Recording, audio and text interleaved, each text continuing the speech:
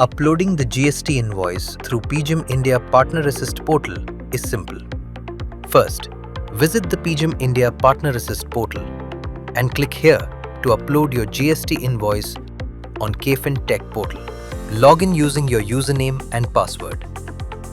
On the home screen, click on GST Invoice Management section. To download GST invoice, select GST invoice option and then select Invoice, select Funds, select Month and click on Download.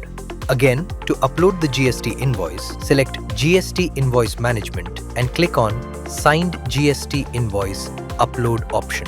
Select the required month or cycle. Review the invoice details shown in the grid for the selected month.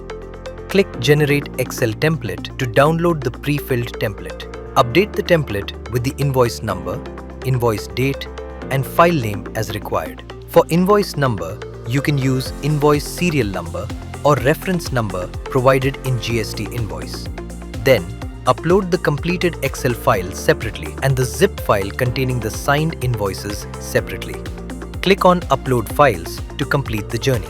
The number of invoice records in the Excel file must be equal to the number of invoices uploaded.